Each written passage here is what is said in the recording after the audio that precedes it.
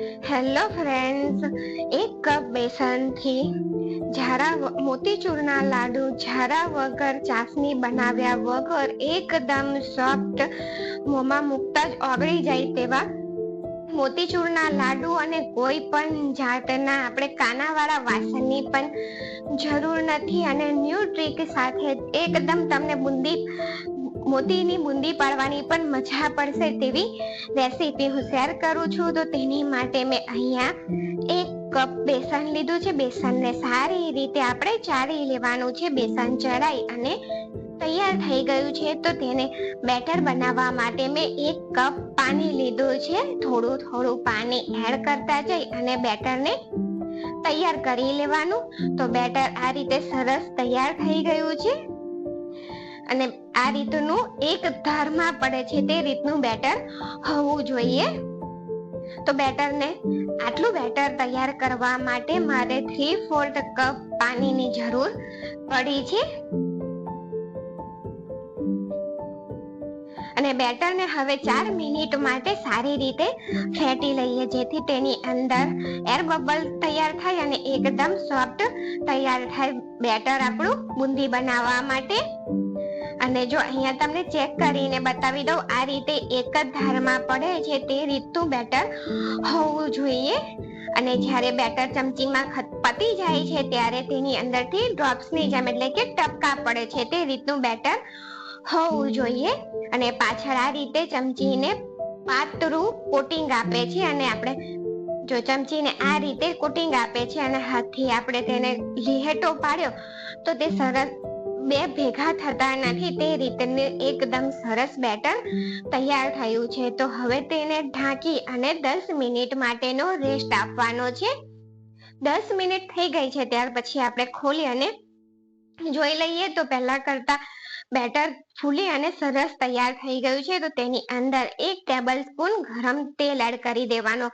અહીંયા આપણે કોઈ પણ સોડાનો ઉપયોગ નથી કરતા, એટલે આ રીતે તમે 1 ટેબલ સ્પૂન ગરમ તેલ એડ કરી અને સારી રીતે મિક્સ કરી અને બુંદી બનાવશો ને તો એકદમ સોફ્ટ બુંદી બની અને તૈયાર થશે.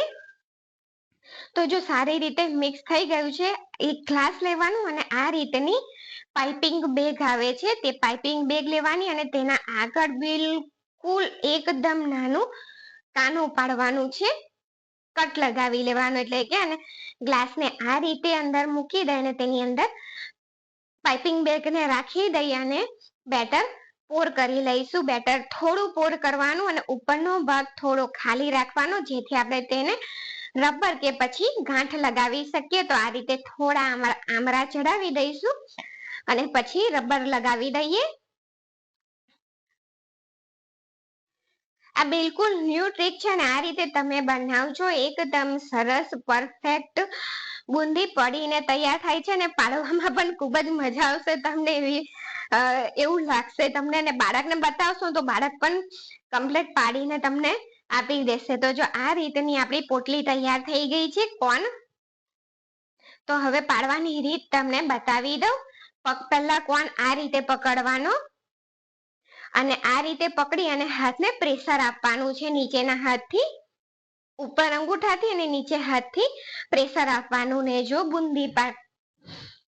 આ રીતે આપણે બુંદી પાડી લેવાની છે. ને જો બુંદી પાડતી વખતે આ રીતનું બેટર થ્રો ના થતું હોય તો તમારે બેટરની અંદર 2 થી 3 ટેબલ સ્પૂન જેટલું પાણી એડ કરી અને સારી રીતે મિક્સ કરી અને ફરીથી પાડી લેવાની, કારણ કે બેસન બધું એક સરખું નથી હોતું, ઘણું બેસન વધારે પાણી પીવે એવું બનતું હોય છે.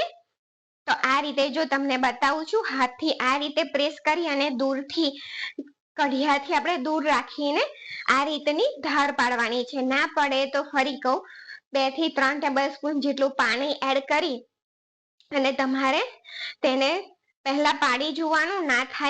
ના પડે ને તો જ પાણી એડ કરવાનું.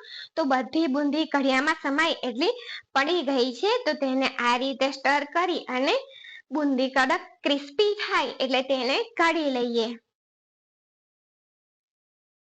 તો આ રીતે મેં ચા ગાળવાની ઘરની લીધી છે અને બીજી બાજુ પણ ચાઈનો જ રાખ્યો છે મોટો, આ રીતનો હોય છે જે ચાળવા માટેનો. તેની અંદર બધા મોતી આપણા લઈ લઈએ. તો મોતી જુઓ તમે કેટલા સરસ બિલકુલ ગોલ બની અને તૈયાર થયા છે આપણા મોતી. તમને બતાવી પણ દઉં કે કેવી રીતના આપણા સરસ એકદમ મોતી બનીને તૈયાર થયા છે અને બિલકુલ ઝંઝટ નથી. જો આ રીતના મોતી તૈયાર થઈ ગયા છે નાના નાના મોતીચૂરના લાડુ બનાવવા માટે. તો હું તમને બીજી વાર પણ બતાવી દઉં પરફેક્ટ રીતે કે આ રીતની ઢાળ પડવી જોઈએ, હાથનું પ્રેશર આ રીતનું હોવું જોઈએ. દૂરથી આ રીતે જ પાડવાની છે તો જ એક સરસ આપણા નાના નાના મોતી બનીને તૈયાર થશે. તો બધા મોતી બની અને તૈયાર થઈ ગયા છે. આટલા 1 કપના માપથી 500 ગ્રામ મોતીચૂરના લાડુ બનીને તૈયાર થાય છે. તો હાથમાં પણ તમને લઈ અને બતાવું તો આ રીતના છૂટા પાડીને કે એકદમ સરસ આપણા નાના નાના મોતી બનીને તૈયાર થઈ ગયા છે. મોતીચૂરના લાડુ બનાવવા હવે નાના છોકરાઓ પણ બનાવી લેશે તેટલી સહેલી મેં ટ્રીક તમને આપી છે. તો અહીંયા મેં અડધો કપ જેટલું 1/3 કપ જેટલું પાણી લીધું છે. તેની અંદર ખાવાનો ઓરેન્જ ફૂડ કલર એડ કરી તેને મિક્સ કરી દઈએ. આટલું કરી લઈએ. આટલું થાય એટલે આગળનો પ્રોસેસ આપણે ચાસણી ખાંડનો જોઈ લઈએ. તો પેન લીધું છે તેની અંદર 1/2 કપ ખાંડ. જો તમને મીઠાશ વધારે જોઈતી હોય ને તો તમે 3/4 કપ લઈ શકો છો, પણ 1/2 કપ ખાંડની મીઠાશ બરાબર છે, પરફેક્ટ માપ છે 1 કપ સામે. અને અહીંયા જે પાણી આપણે કલર વાળું તૈયાર કર્યું હતું તેને એડ કરી દઈએ. ગેસની ફ્લેમ લો રાખી અને ખાંડને સારી રીતે આપણે પીગળાવી લેવાની છે. અહીંયા આપણે કોઈ તારની ચાસણી નથી બનાવવાની, ખાલી ખાંડને પીગળાવવાની જ છે. અને જો મોતીચૂરના લાડુની રેસીપી ગમે ને તો ચેનલને લાઈક, શેર અને સબસ્ક્રાઈબ જરૂરથી કરજો. તો અહીંયા ખાંડ સારી રીતે મેલ્ટ થઈ ગઈ છે. હવે તેની અંદર જે મોતી બનાવીને તૈયાર કર્યા છે તેને એડ કરી અને સારી રીતે તેને મિક્સ કરી દઈએ.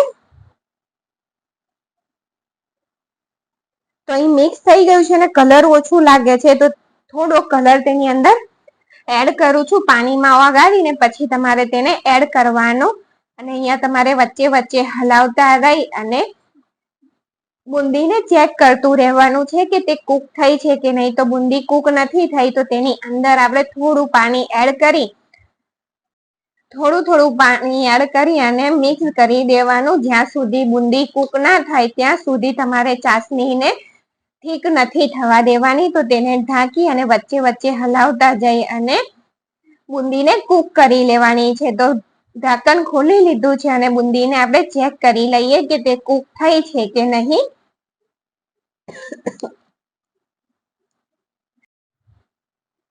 તો જો આ આપણે ચેક કરી લઈએ, થોડું બેટર આ રીતે ચમચામાં લઈ અને ચેક કરીએ કે બુંદી કૂક થઈ છે કે નહીં.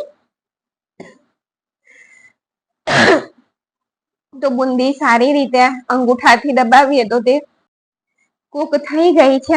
અંગૂઠા અને આંગળીની વચ્ચે દબાવીને જોઈ લેવાનું તે સારી રીતે મસળાઈ જાય છે એટલે તે કૂક થઈ ગઈ છે. તો તેને ઢાંકી ગેસ બંધ કરી દઈએ. ઢાંકી અને 10 મિનિટ માટે રહેવા દઈએ. તો 10 મિનિટ પછી કડિયાને નીચે ઉતારી લીધું ને તેની અંદર થોડા મગજતરીના બીજ અને થોડી 1/2 ટીસ્પૂન જેટલી ઇલાયચી ઉમેરી દઈએ અને સરસ રીતે મિક્સ કરી દઈએ. થોડું ગરમ હોય ને ત્યારે જ આપણે તેના લાડવા વાળવાના છે. તો આ રીતે થોડું બેટર આપણે હાથમાં લઈ અને આંગળીની મદદથી તેને દબાવી અને આ રીતે આપણે તેનો બુંદીનો લાડુ જે શેપનો તમારે જોઈતો હોય તે શેપનો બનાવી અને તૈયાર કરી લઈએ. તો જો આ રીતનો સરસ એકદમ ગોલ મીડિયમ સાઈઝનો મેં લાડુ બનાવીને તૈયાર કર્યો છે અને તેને મેં પિસ્તા અને મગજતરીના બીજથી ગાર્નિશ કર્યું છે. તો ગણપતિ દાદાને આ વખત તમે ઘરે જ આ રીતનો પ્રસાદ બનાવી અને બિલકુલ ચોખ્ખો ધરાવજો. તો વિડીયો જોવા બદલ ધન્યવાદ. અને મોઢામાં મૂકતા જો આગળી જાય તેવા મોતીચૂરના લાડુ બનીને તૈયાર થઈ ગયા છે ને ફરીથી વિડીયો અને તમે આ રીતે મોદક પણ બનાવી શકો છો. મોતીચૂરથી જ મોદક પણ બની શકે છે. વિડીયો ગમે તો ચેનલને લાઈક, શેર અને સબસ્ક્રાઇબ